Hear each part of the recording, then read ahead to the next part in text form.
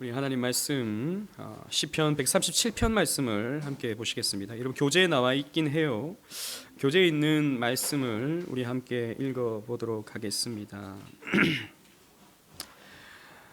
오늘은 포로 시대에 대해서 함께 살펴볼 텐데요. 시편 137편 1절로 6절 말씀, 우리 교재에 있는 말씀을 함께 읽어보도록 하겠습니다. 시작. 우리가 바벨론의 여러 강변 거기 앉아서 시온을 기억하며 울었도다. 그 중에 버드나무에 우리가 우리의 수금을 걸었나니 이는 우리를 사로잡은 자가 거기서 우리에게 노래를 청하며 우리를 황폐한 자가 기쁨을 청하고 자기를 위하여 시온 노래 중 하나를 노래하라 함이로라. 우리가 이방에 있어서 어찌 여호와의 노래를 부를꼬. 예루살렘아 내가 너를 잊을진대 내 오른손이 그 제주를 잊을지로다. 내가 예루살렘을 기억하지 아니하거니와 내가 널 나의 제일 즐거워하는 것보다 지나치게 아니할진대 내 혀가 내 입천장에 붙을지로다. 아멘. 이 말씀은 이스라엘 백성들이, 유다 백성들이 바벨론 포로로 끌려갔을 때 불렀던 노래입니다. 우리가 바벨론의 여러 강변 거기 앉아서 시온을 기억하며 울었도다. 포로로 붙잡혀 와서 이 바벨론 강가에서 이렇게 울고 있는 것이죠. 고향을 잃어버린, 민족을 잃어버린, 땅을 잃어버린 이스라엘 백성들의 탄식의 노래인 것입니다. 그 중에 버드나무에 우리의 수금을 걸었다. 왜 수금을 걸었는가? 우리를 사로잡은 자가 거기에서 우리에게 노래를 청한다. 바벨론 사람들이 너희 이스라엘 사람이지, 너희 유다 사람이지, 유다 노래 한번 해봐, 시온의 노래 한번 불러봐, 이렇게 한 거예요. 그러니까 지금 이 유다 사람들이 자존심이 상한 것입니다. 여러분, 시온의 노래는 대부분 하나님을 찬양하는 것이죠.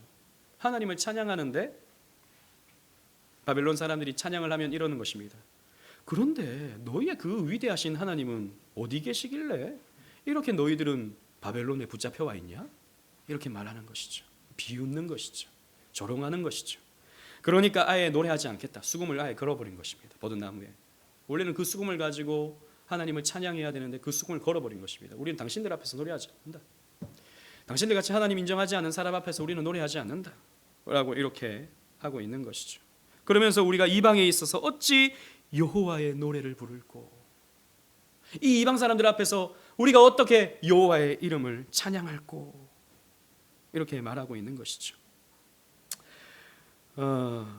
포로 시대에 이스라엘 백성들이 바벨론 포로로 끌려와서 한탄하는 마음이 이 시편 137편에 잘 담겨져 있는 것입니다.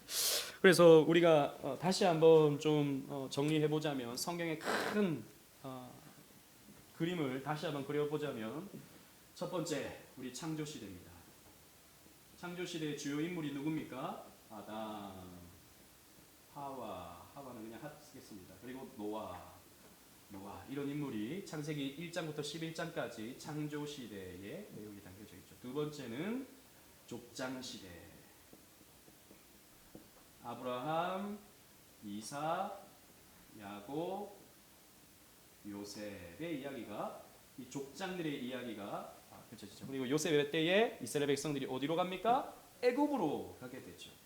그래서 애굽에서 400년 동안 살게 됩니다. 그러다가 400년이 지나서 모세를 통해서 이제 출애굽을 시키는 것입니다. 우리가 살펴보고 있는 지금 출애굽기의 말씀, 출애굽과 광야 시대. 주된 인물이 누굽니까? 모세가 됩니다. 여러분, 그냥 제가 질문해도 누군가는 대답하겠지 하지 마시고 입으로 한번 대답을 한번 해보세요. 그러면서 여러분들 머릿속에 이제 각인되는 것입니다. 다 아시는 내용이에요. 다 알고 있는 거 제가 압니다. 하지만 또 오늘 처음 보는 사람이 또 있어요. 그리고 또 여러분들 머릿속에서 또 이제 계속 각인시켜 보면 나중에 큰 그림이 그냥 쉽게 그려지기 때문이에요. 40년 동안 출애굽과 광야 시대를 보내죠. 그래서 홍해를 가르고 광야에서 40년 동안 이스라엘 백성들이 생활하고, 여기에서 지금 성막을 짓습니다. 우리가 지금 살펴보고 있는 성막을 여기에서 짓게 됩니다. 그리고 이제 가나안 땅에 들어가게 됩니다. 가나안 땅에 들어가서 가만히 그냥 들어가나요? 아니죠. 어떻게 들어가죠? 정복해 나갑니다. 정복 시대의 주요 인물은 누굽니까? 요수아. 여호수아다. 그리고 정복이 끝난 다음에 이스라엘 백성들을 다스리는 지도자가 나오는데 그 지도자가 누굽니까? 사사죠. 사사 시대. 그래서 12명의 사사에 의해서 이스라엘 백성들이 다스려집니다. 사사는 단순히 어떤 왕은 아니에요. 군사적으로 재판하면서 이스라엘 백성들을 다스리는 지도자였죠. 하나님이 그때그때 세우시는 지도자였어요. 실제적으로 왕은 누구였습니까? 하나님이셨죠. 그런데 이스라엘 백성들이 12사사를 거치면서 왜 우리는 왕이 없냐? 다른 민족들 다 왕이 있는데 왜 우리는 왕이 없나? 멋있고 우람한 그런 왕을 좀 세워달라. 그래서 그런 왕의 통치를 좀 받게 해달라 요청합니다. 그래서 하나님이 왕을 세워주시죠. 그 왕이 누굽니까? 첫 번째 왕이 사울인데 그 시대는 무슨 시대입니까? 왕정시대. 단일 왕국. 첫 번째 왕 사울, 두 번째 왕 다윗, 세 번째 왕 솔로몬. 이 세 왕이 단일 왕국 시대를 만들어가죠. 솔로몬의 범죄로 말미암아서 나라가 어떻게 됩니까? 분열되죠. 그래서 단일 왕국 시대가 끝나고 분열 왕국 시대. 그래서 북이스라엘과 남유다의 역사가 따로따로 펼쳐지는데 북이스라엘은 BC 기억하십니까? 몇 년? 알면 대단한 거죠. 722년. 남유다는 BC 586년. 보고 하신 거예요? 그냥 하신 거예요? 보고 하셨더라도 지혜로우신 것입니다. 예. 북이스라엘은 어느 나라에 멸망하죠? 아수르. 남유다는 어느 나라에 멸망하죠? 바벨론. 아수르는 아예 북이스라엘을 초토화시켜버리고 아예 민족 말살 정책을 펴버리죠. 대신에 남유다는 바벨론으로 귀족들과 왕족들을 포로로 끌고 가버립니다. 왜 끌고 가냐 면 우리 살펴보는데요. 반란을 막아버리는 것이죠. 왕족들과 귀족들을 바벨론화 시켜버리면 더 이상 우리가 잘해주고 또 좋은 것 먹여주고 바벨론의 학문을 가르치고 이렇게 하면 반란하지 않을 것이다 라고 생각해서 포로로 끌고 간 것입니다. 그래서 이것을 우리는 뭐라 그러냐면 바벨론 유수라고 그러죠. 유수란 말은 감금, 포로 이런 의미를 담고 있습니다. 바벨론에 포로로 끌고 가서 이 남유다 백성들을 70년 동안 포로로 잡아놓습니다. 그래서 귀족들만 데리고 가요. 사실 그냥 일반 백성들은 이스라엘 땅에 남겨져 있습니다. 지도자들급 그 사람들만 데리고 가죠. 우리 이런 시대적인 흐름 속에서 오늘 말씀을 또 살펴보도록 하겠습니다. 우리 교재 55쪽 보면 이 시편 137편의 내용이 나와 있고 그 위에 그림을 한번 보십시오. 그림을 한번 보시면 숨 쉬던 때가 얼마나 좋았던가 그러면서 사람이 꼬르르르 빠져 들어가고 있습니다. 그리고 무거운 쇠가 다리에 묶여져 있죠. 이 쇠는 죄라고 할 수 있겠죠. 남유다가 계속 죄를 범했기 때문에 바벨론 포로로 끌려가게 된 것입니다. 그러면서 이제 교재에 보면 그 위에 아픈 만큼 성숙해지고라고 하는 글귀가 있습니다. 아픈 만큼 성숙해지죠. 하나님은 그래서 우리의 삶에 고난을 주십니다. 이스라엘 백성들에게도 고난의 시기를 주셨던 거예요. 줄거리 요약을 보시면 유다 백성들은 영적 타락의 결과로 포로가 되었으나 그 고통 속에서 신앙적 성숙을 이루게 된다라는 것이죠. 그래서 내용 전개를 보시면 크게 세 가지 중요 개념이 있습니다. 첫 번째는 포로 생활의 예언이 있고, 그리고 두 번째는 포로 생활의 현실이 있으며, 포로 생활의 세 번째는 의미가 있다. 요 내용들을 우리가 오늘 한번 살펴보겠습니다. 먼저 포로 생활은 예언되어져 있었다라는 것입니다. 우리 신명기 4장 한번 보시도록 하겠습니다. 이미 모세 시대 때부터 하나님은요 이스라엘 백성들이 가나안 땅에서 흩어질 때가 있다라고 하는 것을 말씀해 주셨습니다. 신명기 4장 25절 말씀이에요. 25절로 28절 말씀인데,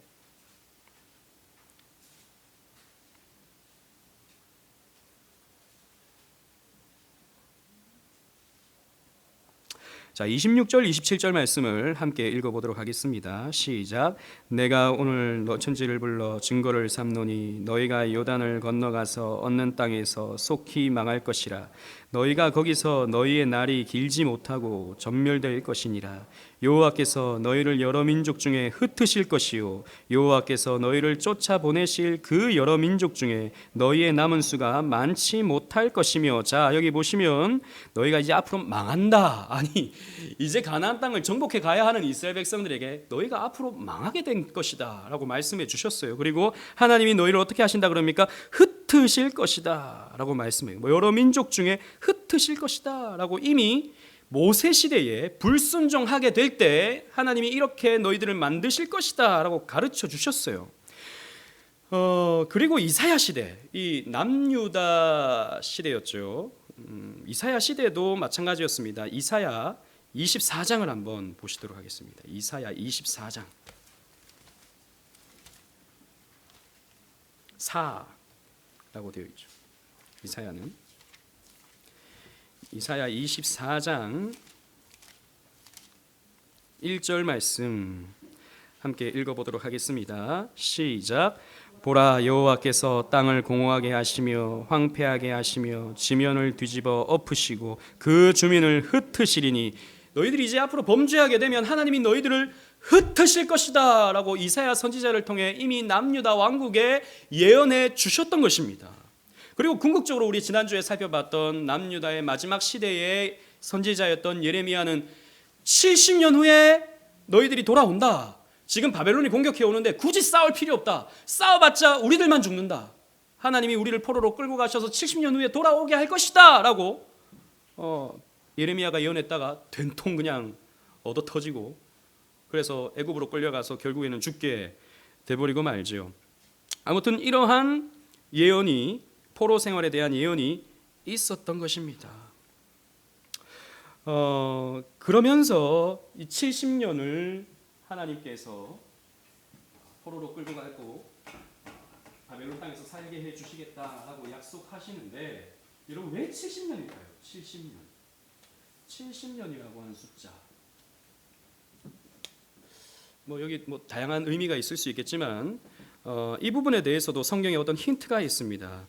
우리 레위기 26장 한번 살펴보도록 하겠습니다. 레위기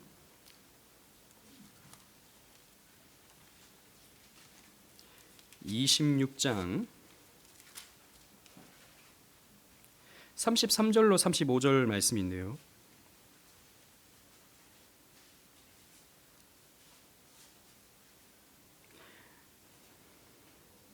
33절로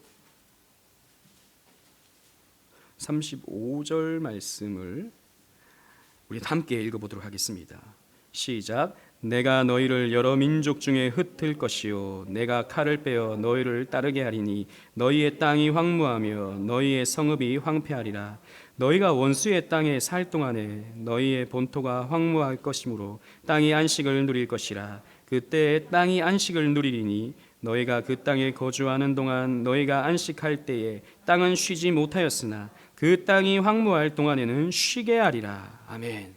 자, 하나님이 너희들이 범죄하면 너희들 하나님이 흩으시는데 그 땅을 황폐하게 하실 것이다. 왜 황폐하게 하냐? 너희들이 하나님의 율법을 지키지 않음으로 황폐하게 하고 그 땅을 안식하게 할 것이다 라고 말씀을 하시거든요. 흩으심으로 그 땅을 어떻게 하신다고요? 안식. 여러분 안식 그러면 숫자가 떠오르죠. 몇이 떠오릅니까? 7이 떠올라요. 일곱째 날이 7일이 안식일이죠. 그리고 7년째 되는 해는 뭡니까? 안식년이죠. 그죠? 그래서 하나님은 7년째 되는 해에 어떻게 하라 그러십니까? 땅을 쉬게 해라. 땅을 안식하게 해라. 먹는 거 내가 책임져 준다. 하나님이 책임져 주니까 걱정하지 말고 쉬어라. 하나님 말씀하시거든요. 그런데 이스라엘 백성들이 안식년을 지켰을까요? 못 지켰을까요? 못 지켰어요. 왜요? 아니 그렇다고 어떻게 일을 안 해? 어떻게 쉬어? 그럴 순 없어. 일을 했다고요. 그래서 하나님이 이스라엘 백성들을 그 유다 땅에서 흩어버리시고 그 땅을 70년 동안 안식하게 해버리십니다.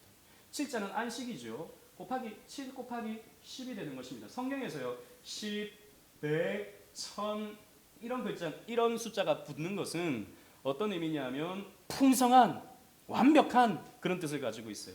완벽한 안식을 그 땅에 준다라는 것이죠. 무슨 말이냐면 이스라엘 백성들이 잃어버렸던 그 안식의 의미를 하나님께서 회복하시겠다라고 하는 그런 의미가 70년 속에 담겨져 있는 것입니다. 그래서 70년 동안 이스라엘 백성들이 포로로 끌려가게 되고 유대 땅은 안식하게 되는 것이죠. 그러면서 이제 포로 생활을 하는데 포로 생활의 현실은 실제적으로 우리가 생각하는 것처럼 고통스럽지는 않았어요. 그게 물리적으로 고통스럽지는 않았어요. 왜냐하면 애굽에서의 이스라엘 백성들은 노역을 했죠. 그 벽돌 만드는 일, 어떨 때는 집도 안 주고 벽돌 만들어라 해가지고 이스라엘 백성들이 너무 고통스러웠죠. 그런데 바벨론에서의 이 포로 생활은요, 그런 생활은 아니었습니다. 우리 또 말씀을 한번 찾아볼까요? 열왕기 하. 이스라엘 백성들이 이제 포로로 끌려가서 어떤 대우를 받는지 열왕기 하. 제가 가진 성경 구약 608페이지입니다. 608페이지 열왕기 하 25장 27절로 30절. 거기 보면 28절부터 30절 말씀을 함께 읽어보도록 하겠습니다. 시작. 그에게 좋게 말하고 그의 지위를 바벨론에 그와 함께 있는 모든 왕의 지위보다 높이고 그 죄수의 의복을 벗게 하고 그의 항상 왕의 앞에서 양식을 먹게 하였고 그가 쓸 것은 날마다 왕에게 받는 양이 있어서 종신토록 끊이지 아니하였더라. 자, 바벨론으로 끌려갔던 이 왕족들이 거기에서 좋은 옷을 입고 음식이 끊이지 않게 그들을 먹게 했다라는 것이죠. 실제로 여러분 좀 이따 살펴보겠지만 다니엘서의 다니엘을 보십시오. 뭐 핍박하는 어떤 장면이 나옵니까? 다니엘에게 뭐 감금하는 게 나오죠. 감금한 이유는 이제 그 우상 앞에 절하지 않았기 때문에 감금을 하게 되지. 일반적인 그 학문을 다 배우고요. 그리고 왕의 진미와 포도주를 먹을 수 있는 기회를 다니엘과 세 친구에게 주잖아요. 그만큼 좋은 환경에서 살았습니다. 근데 무슨 말이냐면 좋은 것 먹이고 좋은 것 입혀주고 좋은 공부하게 하면서 이 유대 민족들을 바벨론화시킨 거예요. 우리 지난번에도 얘기했지만 일제가 우리나라 침략해서 막 하니까 만세운동 일어나고 막 그러잖아요. 그러니까 어떤 정책을 펴니까 황국신민화 정책을 펴죠. 이름을 바꿔버리죠. 창씨개명 시켜버리고 또 한글 못 쓰게 하고 일본말 쓰게 하고 이렇게 하지 않습니까? 그렇게 하면서 민족 정체성을 없애버리는 거예요. 똑같습니다. 역사는 반복되는 거예요. 바벨론화 시켜버리는 거예요. 그래서 다니엘과 세 친구 사드락, 메삭, 아벳느고 이건요 히브리 이름이 아니라 바벨론식 이름이에요. 그리고 다니엘은 원래 히브리 이름이지만 또 창씨개명되죠. 벨드사살이라고 하는 이름을 다니엘에게 주죠. 그래서 그들의 이름을 완전히 바꿔버리고 바벨론화 시켜버리는 것입니다. 그러니까 물리적으로 그렇게 힘들지 않았어요. 살면서 사라졌습니다. 하지만 영적으로 눌리는 그런 시대였죠. 영적으로. 그때 당시에 여러 기록들을 보면 유대인들에게 이 바벨론 사람들이 어떤 일을 맡겼냐면 이런 금전적인 일, 그때부터 그런 일들을 시켰다고 해요. 여러분 지금 그 미국 월가에 그 많은 돈을 좌지우지할 수 있는 민족이 있다면 유대 민족이죠. 유대인들이죠. 실제적으로 전 세계의 뭐 이런 금융 자산 이런 것들의 대부분의 소유주들은 유대인들이 차지하고 있습니다. 아마 그때부터 뭐 그런 역할들을 하지 않았나. 당시 유대 그 예수님 당시에도 이 고리 대금업이 굉장히 유행했었거든요. 그래서 예수님께서 빚졌으면 그 돈 받지 말라 이렇게 말씀을 하시잖아요. 이런 것들이 아마 바벨론에서 많이 배웠던 그런 모습이었던 것 같아요. 아무튼 그들은요 괜찮았어요. 하지만 그들의 영혼은 굉장히 괴로웠다는 것입니다. 왜? 성전에서 예배할 수 없거든요. 그들은 원래 1년에 3번씩 믿음이 좋든 나쁘든 하나님 앞에 나와서 예배했었습니다. 하나님 앞에 이 성전에 나와서 하나님의 영광을 봤다고요. 그런데 그걸 못 보는 거예요. 그러니까 괴로운 것입니다. 여러분, 그래서 유대인들이 이때부터 안식일이 되면 회당을 만들어서 그 회당에서 말씀을 읽고 또 예배를 드리고 했었죠. 그 회당을 시나고게라고 말하는데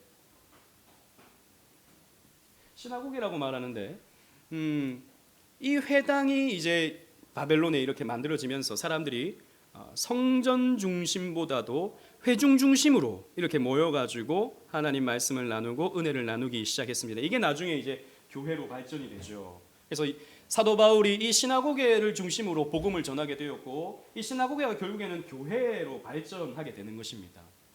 아무튼 한편으로는 괴로웠다라는 것입니다. 성전은 파괴되죠.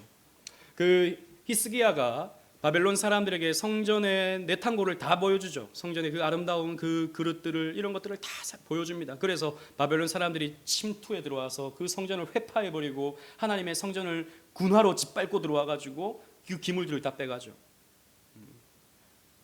그래서 다 잃어버렸습니다. 그리고 무엇보다도 이 불신자들의 조롱, 너희의 하나님은 어디 있느냐? 너희의 하나님은 지금 주무시나? 이렇게 조롱하는 이 바벨론 사람들의 이 조롱, 이런 것들에 굉장히 괴로움을 느꼈다. 그래서 수금을 아예 그냥 버드나무에 걸어버린 것이죠. 여러분, 살아있는 거듭난 하나님의 자녀는요 그렇습니다. 여러분, 코로나 시대에 여러분들의 괴로움은 무엇입니까? 마스크를 끼는 게 괴로운가요? 물론 괴롭죠. 코로나 시대에 여러분들의 괴로움은 무엇입니까? 예전처럼 수입이 그렇게 많지 않아서 조금 줄어서 괴로운가요? 예, 그것도 괴로운 것이죠. 그러나 여러분들이 이 코로나 시대에 가장 괴로워야 하는 것 중에 하나는 영적인 문제여야 합니다. 마음껏 기도하지 못하고 마음껏 예배하지 못하고 마음껏 교제하지 못하는, 그리고 이 점점 어둠의 세력들이 교회를 침투해 들어오고 교회를 흔들어 놓고 있는 이 상황 앞에서 여러분들은 괴로움을 느껴야 정상인 거예요. 네. 우리 한때 그러니까 나와서 예배 드리지 못한 적이 있었지 않습니까? 그때 여러분 괴로우셨습니까? 이렇게 하니까 또 이것도 괜찮네. 이런 방법. 이 시대는 이렇게 하는 게 그래 맞아. 언택트, 요즘에 대세가 언택트인데 컨택트 하지 말고 언택트해서 우리 하나님을 이 온라인으로 만나자. 그래. 생각해 봐야 됩니다. 그렇게 생각이 드시는 분들은 한번 자신의 신앙을 한번 점검해 봐야 돼요. 문제가 있습니다. 실제 교회가 아니거든요. 우린 비상적인 방법으로, 아주 비상적인 방법으로 하나님 앞에서 죄송하는 마음으로 그렇게 예배를 드렸으면 드리는 건데, 그게 하나의 대안이다, 이렇게 할 수 있다라고 생각하는 것은 문제인 것이죠. 유대 사람들이 그랬습니다. 괴로웠어요. 성전에 나가지 못하는 것이 괴로웠습니다.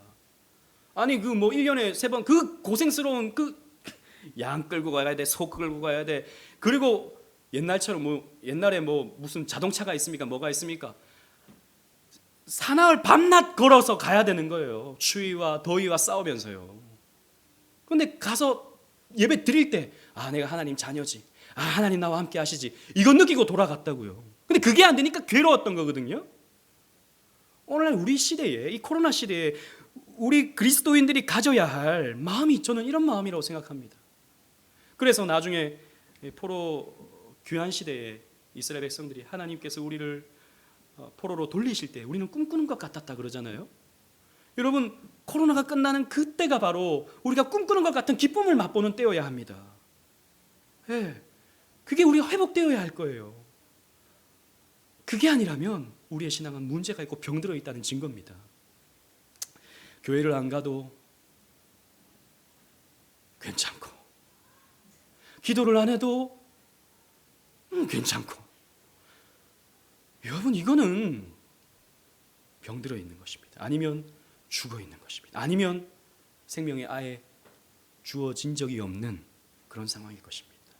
살아있는 이스라엘 백성들이라면 반드시 이런 영적인 어떤 눌림, 영적인 고통이 있어져야 되는 것이죠.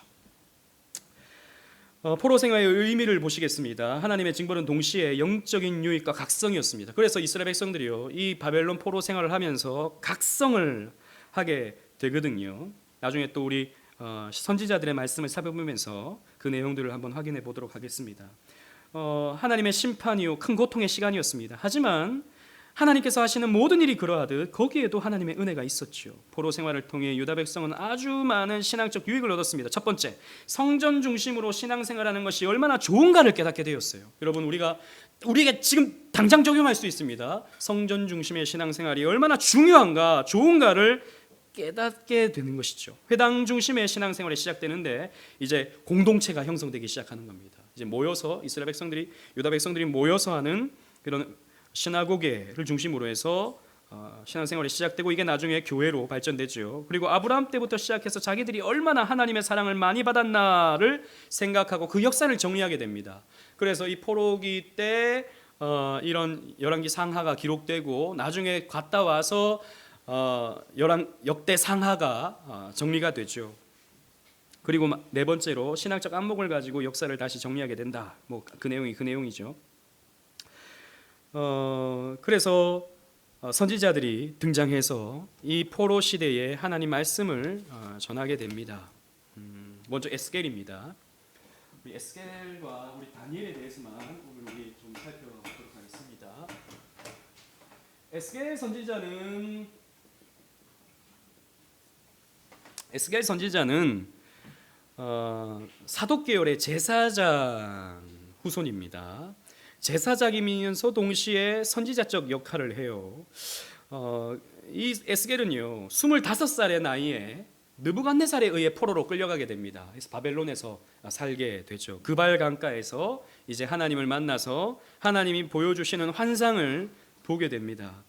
그래서 거기에서 예언을 하게 되고 거기에서 이스라엘 백성들이 이제 앞으로 어떻게 될 것인가에 대해서 말씀을 전하게 되죠. 우리 그 가운데 가장 유명한 37장 말씀, 에스겔 37장을 한번 살펴보도록 하겠습니다. 겔이라고 되어 있어요. 에스겔 37장. 여기 보면 이제 마른 뼈 환상이 나오죠.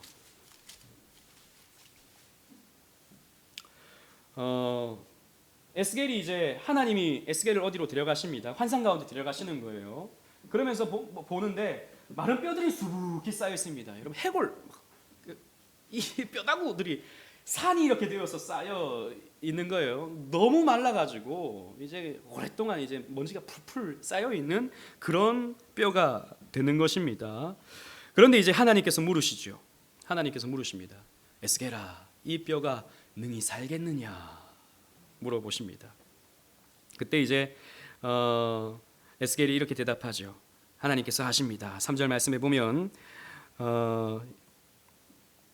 인자야, 이 뼈들이 능히 살 수 있겠느냐 하시기로 내가 대답하되 주 여호와여, 주께서 하시나이다. 뭐 주님께서 하시겠지요. 이렇게 대답을 한 겁니다. 그러니까 긍정도 부정도 하지 않고 하나님께 맡긴 것입니다. 그러면서 이제 4절에 보면 하나님이 에스겔에게 대언하여 너가 말해라 라고 말씀하십니다. 너희 마른 뼈들아, 여호와의 말씀을 들을지어다 라고 하고 있어요. 이 마른 뼈, 이 해골 바가지들이 가득한데 너희 마른 뼈들아, 여호와의 말씀을 들을지어다 라고 하고 있는 거예요. 여러분, 여기에서 우리는 어렵지 않게 이 환상의 의미를 발견해낼 수 있습니다. 이 마른 뼈는 무엇을 의미합니까? 유다 백성들을 의미하죠. 유다 백성들이 살아날 수 있는 방법이 무엇입니까? 말씀을 듣는 겁니다. 말씀을 들을 때에, 하나님의 말씀을 들을 때에 이 뼈들은 어떻게 됩니까? 살아난다라는 것이죠. 우리 말씀 한번 다 같이 읽어보도록 하겠습니다. 우리 5절 말씀을 5절, 6절, 7절 말씀을 다 같이 읽어보겠습니다. 시작. 주 여호와께서 이 뼈들에게 이같이 말씀하시기를 내가 생기를 너희에게 들어가게 하리니 너희가 살아나리라. 너희 위에 힘줄을 두고 살을 입히고 가죽으로 덮고 너희 속에 생기를 넣으리니 너희가 살아나리라. 또 내가 여호와인 줄 너희가 알리라 하셨다 하라. 이에 내가 명령을 대언하니 대언할 때 소리가 나고 움직이며 이 뼈 저 뼈가 들어맞자 뼈들이 서로 연결되더라. 자, 그래서 나중에 이 뼈들이 뭐가 되냐면 뭐가 된다? 군대가 된다. 여호와의 군대가 되어버리는 것이죠. 여러분, 마른 뼈라고 하는 것은 하나님 앞에 나가지 못해서 메말라버린 이스라엘 백성, 유다 백성들을 의미한다 그랬어요. 그런데 그들이 하나님 말씀을 듣게 되면 그들은 이 뼈 저 뼈들이 연결되어서 살이 펴져서 군대가 되는 것입니다. 너희들은 앞으로 이제 군대가 될 것이야. 그러니 너희들은 하나님의 말씀을 들어야 돼. 하나님의 말씀을 들을 때 무엇이 들어가냐? 생기가 들어가. 생기라는 말은 여기에서 뭐냐면 하나님의 호흡을 말하고 있어요. 여러분, 하나님이 인간을 만드시고 그 코에 뭘 넣으셨습니까? 생기를 넣었죠. 그 생기입니다. 이것을 다르게 표현하면 영이에요. 하나님의 성령을 불어넣어 주시는 것입니다. 말씀을 통해서 영을 불어넣어 주실 때 마른 뼈가 같았던 이스라엘 백성들이 군대가 되는 그 환상을 에스겔에게 보여준 거예요. 그래서 너희들은 이제 앞으로 70년이 지나면 너희들 돌아가게 되던데 군대로서 너희들은 서야 돼 라는 것을 하나님이 에스겔 선지자를 통해서 이 포로기에 말씀을 해주신 거예요. 소망 없던 마른 뼈와 같았던 유다에게 하나님의 구속을 보여줌으로써 이제 앞으로 펼쳐지게 되는 하나님 나라를 그림으로 보여준 것입니다. 그리고 에스겔서에는 여러 장면, 여러 어떤 환상을 통해서 그런 내용들이 반복적으로 나타나고 있죠. 그리고 다니엘서를 한번 찾아 또 보도록 하겠습니다. 여러분, 다니엘을 읽어보면 다니엘은요, 우리 9장 2절, 다니엘서 9장 2절을 한번 살펴보겠습니다.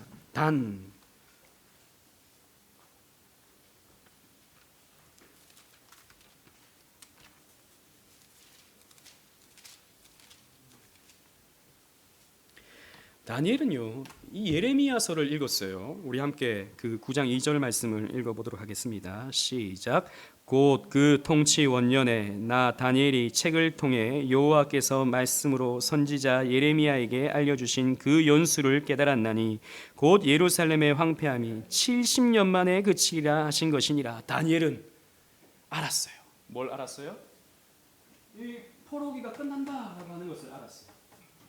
포로기가 끝나고 70년이 지나면 우리는 고국으로 돌아갈 수 있다라고 하는 것을 무엇을 통해 알았습니까? 하나님 말씀을 통해서 알았어요. 예레미야 그 선지자의 그 책을 보고 알았던 것이죠. 그래서 다니엘은 소망이 있었습니다. 우리가 여기에서 그냥 살다가 죽는다 이게 아니고 우리는 돌아갈 때가 있다라고 하는 소망을 가졌던 것이죠. 그래서 다니엘은요, 믿음으로 살았습니다. 세상과 구별되는 삶을 살죠. 그래서 우리가 잘 아는 대로 왕의 진미를 거절합니다. 왜 왕의 진미를 거절합니까? 그때 당시에 그 고기라든지 그 왕의 진미 이런 것들은 우상에게 바쳐졌던 그런 제물이었기 때문에 우리는 먹을 수 없다 그랬습니다. 그래서 고기를 먹지 않고 풀만 먹었을 때 나중에 어떻게 되었습니까? 얼굴이 보사시, 채식이 좋았더라 라고 하는 것을 우리에게 가르쳐 주는 게 아니라 하나님 말씀에 순종했을 때 하나님이 그 삶을 책임져 주신다라고 하는 것을 가르쳐 주는 거죠. 그리고 또 금신상에게 절하지 않았어요. 그래서 이제 이 계명을 나는 위반할 수 없다라고 해서 풀무불에 들어가게 됩니다. 다니엘과 세 친구가요. 그래서 우리는 풀무불에 들어간다 할지라도 그리 하나님이 우리를 구원해 주시는데 그리 아니하실지라도 우리는 절할 수 없습니다라고 해서 이 다니엘의 세 친구가 우상에게 절하지 않죠. 그랬더니 거기에서 이제 느부갓네살 왕이 보는 가운데서 그 세 친구가 풀무불 가운데서 천사를 만나죠. 인자 같은 이를 만나게 되죠. 그 인자의 실체는 우리는 추측하기로 성육신 하시기 전에 예수님으로 봅니다. 아무튼 그런 은혜를 경험하게 되죠. 그리고 이제 기도 생활을 하면서 끝까지 포기하지 않고 믿음을 지켜가는 것이 다니엘, 그 바벨론 포로로 끌려왔던 다니엘의 신앙이었고 믿음의 내용들이었습니다. 그러면서 이제 우리가 다니엘서에서 발견할 수 있는 어떤 중요한 소스가 있다면 앞으로 이 세상이 어떻게 될 것인가에 대한 내용들이 다니엘서에 담겨져 있었죠. 그래서 느부갓네살 꿈을 이제 다니엘이 해석해 주지 않습니까? 바벨론 왕이었던 느부갓네살의 꿈 가운데는 이제 큰 금신상이 세워지게 됐습니다. 금신상이 이렇게 세워지는데 머리는 뭡니까? 금이에요. 금. 가슴은 은이에요. 그리고 배와 넓적다리는 롯이에요. 그리고 다리는 철이에요. 이게 뭔가? 그런데 뜨인 돌 하나가 나타나서 이 금신상을 막 부셔버리는 거예요. 이게 뭔가? 궁금했습니다. 그때 이제 다니엘이 이것을 해석해 주죠. 무엇이었습니까? 이 머리 정금은 바벨론을 의미한다. 그리고 가슴과 팔은 메데, 파사, 페르시아를 의미한다. 그리고 앞으로 세워지는 두 나라, 우리가 추측컨대 다니엘서에는 아예 이름까지 나오죠. 헬라라고 나옵니다. 헬라, 알렉산더 제국. 그리고 무서운 나라, 로마. 이거는 뭐 나오진 않지만 우리가 세계사에서 그것을 발견해낼 수 있습니다. 이 뜨인 돌이 이 금신상을 완전히 부서뜨린다라는 것이죠. 그 환상을 다니엘이 본 것입니다. 그걸 이해해낸 것입니다. 그래서 이제 느부갓네살 왕에게 이것을 설명해 주죠. 그리고 다니엘도 꿈을 꿔서 이 나라 그대로를 이제 앞으로 어떻게 될 것인가 보게 되죠. 그러면서 다니엘은 앞으로 이렇게 되어지기 때문에, 앞으로 이런 일이 일어나기 때문에 우리는 염려할 것이 없다. 하나님께서 역사를 주관하신다. 하나님께서 우리를 70년이 지나면 고국으로 돌아가게 하시고 다시 성전을 세울 수 있도록 우리를 만들어 주신다. 그 소망을 가지고 다니엘은 살았던 것입니다. 어떤 시대에? 포로 시대에. 여러분, 우리가 살아가고 있는 이 시대는 우리는 세상의 포로가 되어 있죠. 우리는 세상의 포로입니다. 그래서 마이클 호튼이라는 배우주의 신학자는 책 제목 가운데 세상의 포로된 교회라고 하는 제목을 가지고 이 시대의 기독교를 설명하기도 했습니다. 여러분, 애굽 그리고 바벨론, 이 두 나라의 공통점은 뭐냐면 이스라엘 백성들이 이 나라에 끌려갔던, 그러니까 하나의 포로였죠. 애굽의 포로였고 바벨론의 포로였습니다.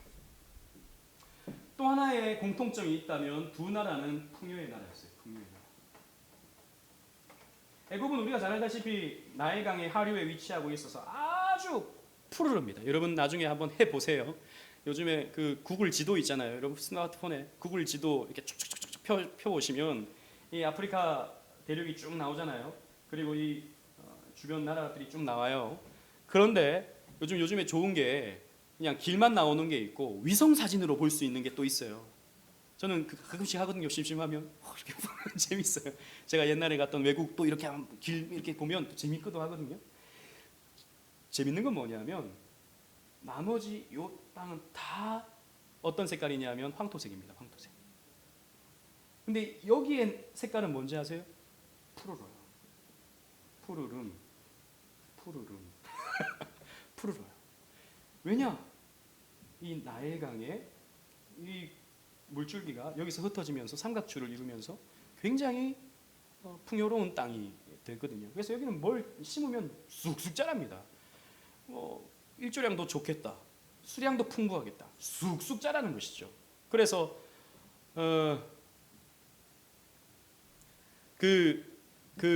누구죠? 롯이 소돔 땅을 봤을 때 그 소돔 땅의 아름다움이 무엇과 같았다 그랬습니까? 애굽 땅과 같았다 그랬거든요. 애굽의 땅이 굉장히 아름다웠고 푸르렀기 때문이에요.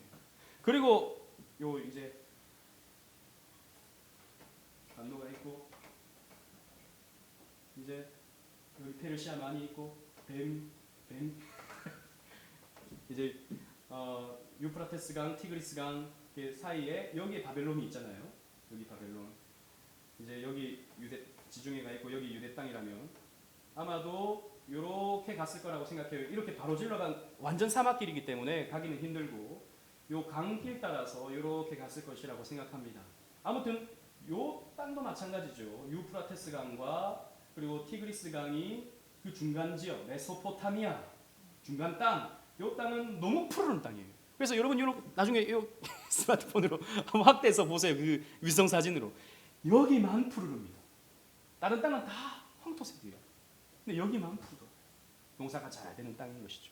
그래서 애국과 바벨론은 풍요로 있어요. 우리가 살아가는 세상은 언제나 풍요를 추구하죠. 그래서 세상이 풍요로우면 풍요로울수록 우리는요 세상의 포로가 됩니다. 이 세상의 포로가 돼요. 그런데 하나님의 말씀은 무엇이죠? 그 땅은 너희들이 있을 곳이 아니다 라고 하는 것을 가르쳐 주는 거예요. 이 세상은 너희들이 있을 곳이 아니다. 잠시 머물다가 갈 곳이 있다. 너희들의 본토 친척 그 아비집을 너희들은 떠나야 된다라고 하는 것을 성경이 가르쳐 주죠. 그래서 성경은 출애굽하는 것입니다. 또 출바벨론하는 것입니다. 나와야 돼요. 여기에 머무르면 안 됩니다. 근데 실제로 여기 머무르는 사람들이 있었죠. 왜? 삶이 괜찮으니까. 그 중에 한 사람이 우리가 수요일에 살펴보고 있는 누굽니까? 수요일에 살펴보고 있는 에스더죠. 에스더. 머물렀어요. 1차 포로 귀환이 나중에 우리 다음 주에 살펴보겠지만 1차 포로 귀환이 있었어요. 그 에스라를 중심으로 해서. 근데 안 갔어요. 에스더는. 그리고 모르드게는 안 갔어요. 그냥 여기가 좋사오니 하고 살았던 것이죠. 그러니까 하나님 어떻게 합니까? 흔들어 깨우시는 거예요. 죽을 위기를 만들어 버리시는 거예요. 흔들어 깨우셔서 결국에는 이제 그 후손들이 또 가게 만들죠. 그러나 또 여전히 남아 있는 사람들이 있었죠. 여기 애국도 마찬가지입니다. 애국도 괴롭게 만드시는 거예요. 하나님이 노예 생활을 괴롭게 하셔가지고 나갈 수밖에 없도록 만드시는 겁니다. 그래서요 우리의 삶에 뭐가 있느냐? 우리의 삶에는 고난이 있습니다.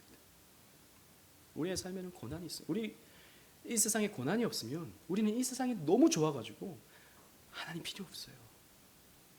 이 세상이 너무 좋아서 예배 생활이 필요가 없어요. 그래서 우리의 삶에 하나님 고난을 주셔서 바벨론으로부터 나오게 만들어 버리시는 거예요. 안 그러면 우리는 바벨론화 되어버려서 우리는 그 속에서 살아가는 것입니다. 그래서 우리는 돌아갈 때가 있다. 우리는 가야 할 곳이 있다. 우리는 이 포로 생활이 끝나고 어찌 보면 70년이라는 시간이 인생의 어떤 연수와 비슷하지 않습니까? 뭐 7, 80 뭐 이렇게 얘기하니까요. 뭐 이거는 제 그냥 개인적인 생각입니다. 그래서 이 인생 속에서 이 인생이라고 하는 과정 속에서 우리는 이 세상이라고 하는 이 70년 동안 포로 되었다가 돌아갈 곳이 있는 그런 게 또 있지 않을까 그런 생각을 해봅니다. 아무튼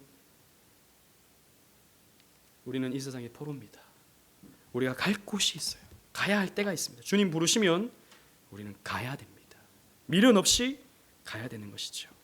그래서 이런 포로기를 하나님께서 허락하신 이유 우리가 살펴보면서 이런 내용들을 한번 잘 정리해 보시길 바랍니다. 성경이 이런 큰 그림 속에서 역사가 진행되고 이런 시대 속에서 선지자들이 활동했다라고 하는 것을 잘 살펴보시기 바랍니다. 다음 주에는 우리 포로 귀환 시대에 대해서 또 살펴보도록 하겠습니다.